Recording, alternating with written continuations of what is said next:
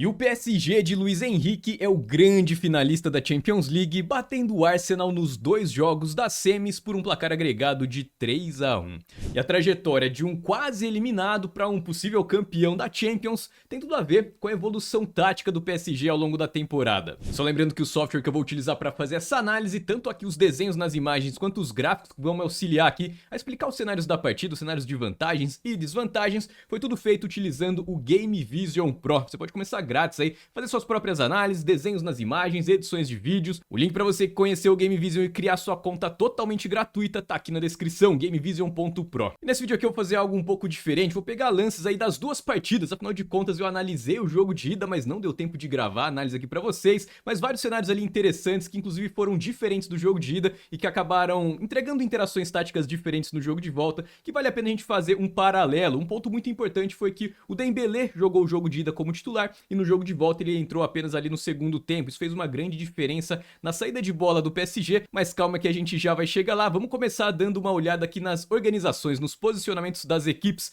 PSG com a posse de bola, esse cenário não se repetiu muito, o Arsenal teve mais volume de jogo no campo de ataque, mas quando isso acontecia, essa era a organização que o PSG utilizava, o 3-2-5, 5 jogadores aqui mais espetados à frente da linha da bola, enquanto o Arsenal se defendia no 4-4-2, pelo menos ali em bloco baixo, bloco médio, bloco alto. A gente vai notar que os posicionamentos são bem diferentes. E quando o Arsenal tinha a posse de bola, o time também mudava completamente a sua organização e o time tentava atacar o PSG no 2-3-5. Isso porque os dois laterais, né, tanto o Lewis Kelly quanto o Timber, eles fechavam bastante aqui ao lado do Thomas Partey, que era o volante que ficava mais recuado aqui. Enquanto o Declan Rice, o Merina praticamente um centroavante improvisado, né, então ele ficava sempre espetado dentro do bloco. Declan Rice aqui e o Odegaard também mais ali no corredor central. Pela direita, quem dava amplitude era o Saka, um dos jogadores mais importantes do Arsenal nessa partida, e lá pela esquerda, Gabriel Martinelli, enquanto os dois zagueiros ficavam mais recuados aqui. E o PSG, por sua vez, se defendia nesse 4-1-4-1, mas o time não fica apostado nas linhas. A gente já tinha visto isso aqui em outras análises, tem várias análises do PSG aqui no canal, inclusive, dá uma olhada. Inclusive, vou fazer alguns paralelos aqui com algumas análises que a gente já fez. Tem do jogo contra o City, tem do jogo contra o Liverpool, várias interações muito interessantes que mostram muito dessa proposta, esse modelo de jogo do PSG do Luiz Henrique. Esse 4-1-4-1 coloca então o Vitinha no espaço entre as linhas, com o João Neves caindo um pouco mais pela direita, fazendo a marcação aqui de quem ataca pela esquerda, Fabian Ruiz mais centralizado, mas também caindo mais pela esquerda. Quem marca amplitude lá pela esquerda é o Kvaratskhelia, ele acompanha aqui as descidas do lateral adversário quando elas acontecem, aquela perseguição mais longa aqui pelo corredor lateral, assim como acontece aqui pela direita também, sempre aquele encaixe ponta lateral. E no corredor central você vai perceber que o tempo inteiro a gente via então o Vitinha sempre marcando aqui o Odegaard, quando o Odegaard se movimentava, o Vitinha vinha junto, batia mais de frente aqui então pela direita o João Neves com o Lewis Kelly e o Fabian Ruiz batia mais de frente aqui com o Thomas Partey. A gente já vai entender o porquê que o Arsenal teve muito mais volume de jogo, em especial no primeiro tempo, até sofrer ali o primeiro gol, mas com a posse de bola, qual era a jogada que o Arsenal tentava, né? Então partindo daquele posicionamento, por onde o Arsenal forçava então tentar as jogadas de ataque para atacar o PSG em bloco baixo, geralmente lá pela direita do seu ataque com o Saka. O time forçava bastante ali as jogadas, o Saka então arrancava ali com a bola dominada, tentava fazer os cruzamentos. Nesse lance aqui é uma boa vantagem que o time vai construir e já começa a ficar claro uma possível vantagem que o Arsenal teria em relação ao sistema defensivo do PSG. Quando o time avançava lá pela direita com o Saka, quem atacava aqui para cima do Marquinhos era o Declan Rice, e ele acabou levando vantagem, assim como já havia levado vantagem em alguns lances do primeiro jogo. No segundo jogo isso também acabou acontecendo. Esse lance aqui, o Saka vai fazer o cruzamento e o Declan Rice consegue ganhar ali do Marquinhos, cabeceia, essa bola passa muito perto. Vou até mostrar aqui outro ângulo para você. Ó, o Declan Rice já subindo ali na disputa com o Marquinhos, ele cabeceia, ela passa muito perto. O lance anterior inclusive foi aos 2 do primeiro tempo e aos 3 do primeiro tempo, mais uma boa jogada aqui do Arsenal. Sempre que possível o Arsenal cobrava os laterais para dentro da área. A gente vai mostrar um gráfico aqui para ilustrar isso, mas aqui só para ilustrar esse lance, o Thomas Partey vai cobrar lá para dentro da área e aqui de novo, né, o Declan Rice vai disputar com o Marquinhos, ó. Bem nesse momento aqui, depois eu vou mostrar por outro ângulo também, mas de qualquer maneira o Declan Rice consegue tirar o Marquinhos ali da jogada e ela sobra pro Saliba, se não me engano, que finaliza ali e começa o show do Donnarumma, faz uma excelente defesa. Aqui ó, por esse ângulo mostra bem, ó, a disputa aqui do Marquinhos e Declan Rice chega meio que trombando ali com o Marquinhos, né, e ela vai sobrar livre. Como o PSG fazer essa marcação mais por zona, o Marquinhos deu 2 passos pra frente ali, ele acaba perdendo um pouco o timing da bola, ó, ela passa muito perto ali da cabeça dele, era uma bola que era responsabilidade dele, ele acaba então falhando aqui por conta dessa disputa com o Declan Rice,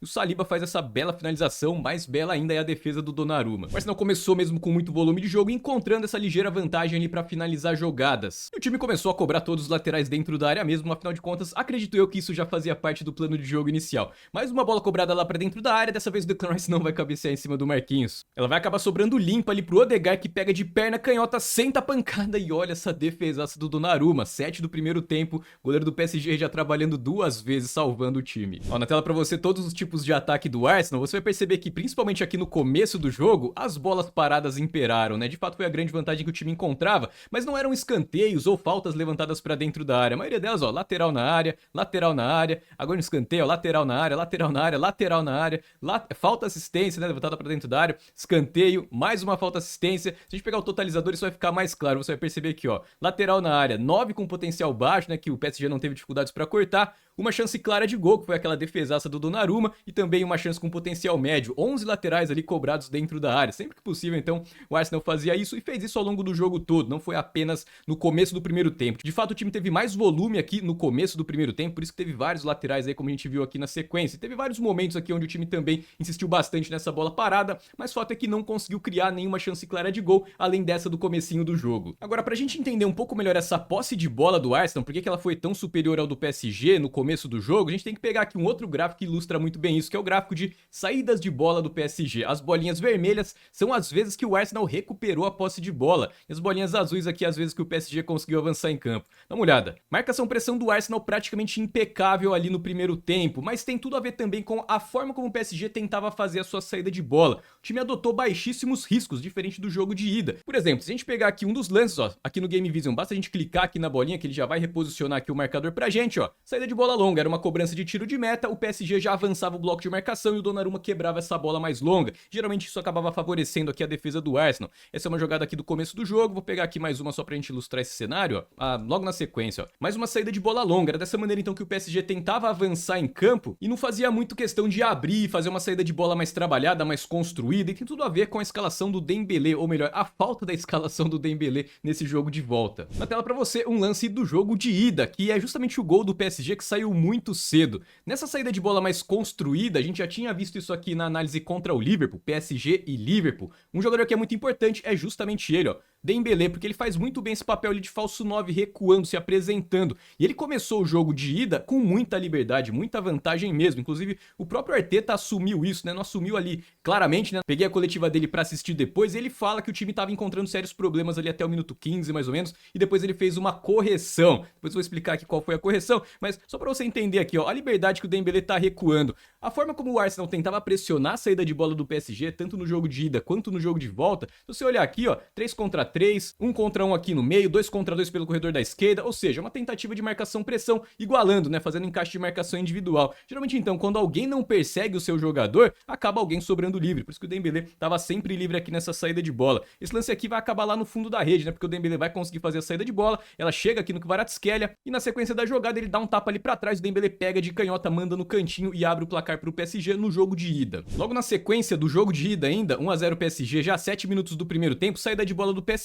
o time vai trabalhar passes diferente da saída de bola do jogo de volta, onde o time já quebrava. Olha quem tá aparecendo livre aqui pelo meio. Justamente ele, né? O Dembélé, ele sempre recuava com bastante espaço e ajudava a desencaixar a marcação, criar essa superioridade numérica. Ele foi peça-chave para que o time do PSG tivesse bastante volume de jogo, jogando lá na casa do Arsenal. E a correção que o Arteta fez, depois em vários lances eu pude notar isso, foi que ele liberou o Saliba. Então toda vez que o Dembélé recuava, muitas vezes até atrás da própria intermediária, o Saliba vinha junto ali fazendo aquela perseguição extremamente longa. Isso não matou de fato a saída de bola do PSG no jogo de ida, mas dificultou bastante as construções, né? Por exemplo, o lance do gol. Acho que, se não me engano, o PSG fez um gol assim também contra o Liverpool. Quando a marcação tá mais encaixada em cima do Dembélé, essa jogada acaba perdendo bastante potencial, quando tá encaixada desde o começo do lance. E é justamente por isso que no jogo de volta, ó, a saída de bola do PSG não funcionou. Aliás, por esses dois motivos, né? O PSG tentando sair mais longo e quando tentava sair com a bola no chão, porque tentou algumas vezes, não encontrava a mesma válvula de escape ali e acabou ficando preso ali na pressão do Arsenal.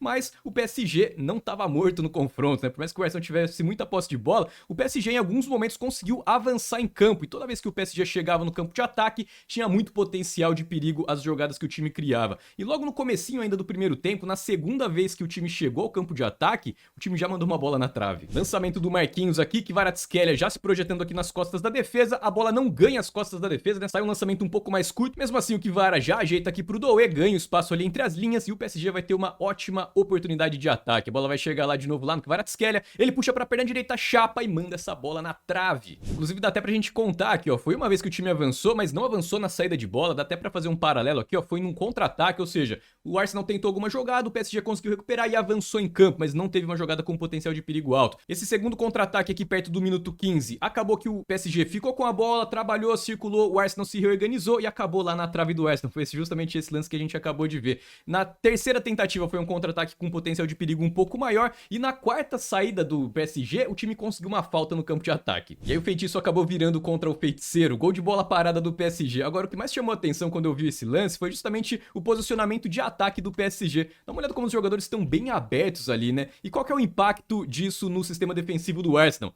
A linha defensiva do Arsenal também tá muito aberta, né? Geralmente o que a gente vê é mais aquela concentração, né, do miolo da área pra trás, pra segunda trave, aquele empurra-empurra, os jogadores se enroscando ali, muita trombada, e o PSG abrindo um pouco mais a linha defensiva do Arsenal, é uma coisa que a gente não tá muito habituado a ver por aí. Agora, o detalhe aqui que vai fazer toda a diferença é o Fabian Ruiz. Dá uma olhada como ele tá na segunda trave. A jogada vai ser na segunda trave, ou seja, o Vitinha vai cobrar essa bola justamente nessa região, mas o Fabian Ruiz não vai atacar o espaço. Dá uma olhada como desde o começo da jogada, ele vai recuar para ficar de olho no rebote, olha lá. Atenção aqui ao Fabian Ruiz, vou até colocar na câmera lenta aqui, ó, se possível eu vou dar um zoom para vocês, ó. Olha como ele não vai se projetar para frente, ele já vai andando ali para trás e agora ele já vai se posicionar para pegar o rebote, e o rebote vai cair justamente aqui nele. Então muitas vezes, por conta desse posicionamento ali do PSG, tentando atrair um pouco mais os jogadores do Arsenal, acabou tirando um dos jogadores do rebote, por isso que o Martinelli tá sozinho ali no rebote, né? De qualquer maneira, o Martinelli vai chegar atrasado no Fabian Ruiz e ele não vai perdoar, ó. Tira do Martinelli, ajeita pra canhota e fuzila, marca esse golaço. A bola ainda deu uma leve desviada ali no Saliba e foi morrer lá no fundo da rede. 1 a 0 PSG, ou melhor, 2 a 0 PSG no placar agregado. E logo na sequência, depois de abrir 1 a 0, o PSG teve um excelente contra-ataque, situação de chance clara de gol e o time acabou desperdiçando. Ó, Barcola puxa pra perna direita, corta. Nesse momento ele acaba dando um toque a mais na bola, né? Porque ele corta e tem que ajeitar antes de tentar fazer a finalização e acaba dando tempo aqui do Declan Rice, se não me engano, se recuperar.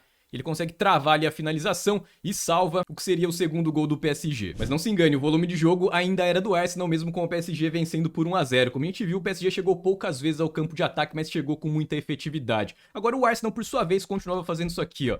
Lançamento pro Saka, o time trocava passes, invertia, chegava lá no Saka, e geralmente era o Saka que tentava acelerar as jogadas, né? Aquele vai partir pra cima do Nuno Mendes, tenta fazer ali um cruzamento, dessa vez o Marquinhos consegue ganhar aqui do Declan Rice, faz a interceptação, neutraliza o ataque ali do Arsenal, mas essa era a jogada tentada. De novo o Saka fazendo um cruzamento pela direita, buscando aqui o Martinelli, dessa vez o Hakimi consegue fazer o corte, mas de fato parecia que o campo tinha uma caída ali pro lado do Saka, e mesmo no segundo tempo o time do Arsenal continua insistindo nessa jogada, o Saka tentando resolver ali, exigindo essa bela defesa aí do Donnarumma. Mas se a gente olhar aqui o gráfico, a gente vai perceber que o Arsenal teve bastante volume, mas não teve mais chances claras de gol até o final, né? Até marcar o seu gol e depois teve mais um lance. E o PSG, por sua vez, também teve pouco volume, em especial no segundo tempo. O time não fazia questão nenhuma de manter a posse de bola, ou melhor, até tentava manter a posse de bola, mas sempre recuava em campo, a bola chegava lá no Donnarumma e ele quebrava pra frente. O PSG tava mais tentando gastar o tempo mesmo, afinal de contas já vencia por 2 a 0. No entanto, nas saídas que o PSG tinha e conseguia encaixar os contra-ataques, principalmente, essa de fato estava se transformando em uma grande vantagem pro time. Uma jogada que tinha potencial, mas que acabava falhando ali nos detalhes de execução. Por exemplo, nessa sobra de escanteio, a bola vai ficar com o PSG, o Hakimi vai escapando aqui pela esquerda, ele que vai construir esse belo contra-ataque pro PSG, tabela ali com o Doué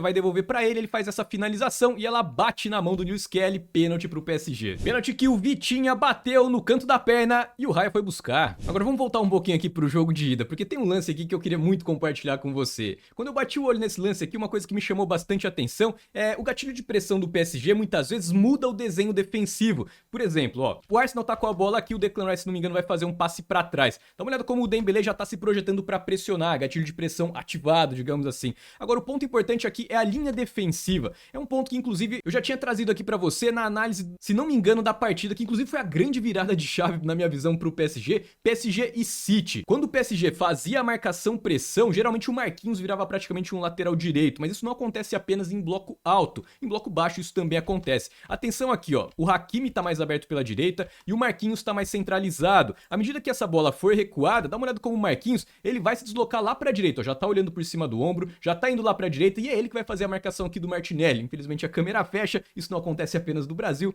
lá fora também acontece bastante, mas quando a câmera abrir, você vai perceber que quem tá bem aberto aqui pela direita, marcando o Martinelli, é o Marquinhos, não é o Hakimi. E por que isso? Porque o Marquinhos fazendo essa movimentação, ele libera o Hakimi pra pressionar alto, praticamente como um meio campista ali mais fechando, tentando criar superioridade numérica nesse bloco aqui do meio do PSG. De volta aqui pro jogo de volta, 70 minutos de jogo, olha lá, Marquinhos e Hakimi, o comportamento vai ser exatamente o mesmo, o time do Arsenal recua a bola, o PSG vai saindo de trás, olha o Marquinhos como ele tá indo lá mais pra direita agora, ó. E de novo ele vai liberar aqui o Hakimi mais pra ajudar nesse primeiro combate ou ajudar ali na compactação pelo meio de campo, mas não só isso, e ficou claro pra mim o motivo disso. O PSG consegue recuperar a posse de bola aqui pela esquerda e você vai perceber que o Hakimi vai se projetar e também favorecer o contra-ataque. Por isso que o Hakimi tava lá na ponta direita e ele vai finalizar lá dentro da área, até caindo aqui mais pela esquerda. Vou dar uma olhada que à medida que o PSG for saindo de trás, o Hakimi vem vindo junto, ó. Olha ele onde tá aqui agora, ó. A bola tá saindo aqui pela esquerda com o Kvaratskhelia, ele vai carregando, vai partir pra cima da marcação. Olha o Hakimi fechando aqui, ó. Não tá aparecendo na imagem, mas apareceu agora.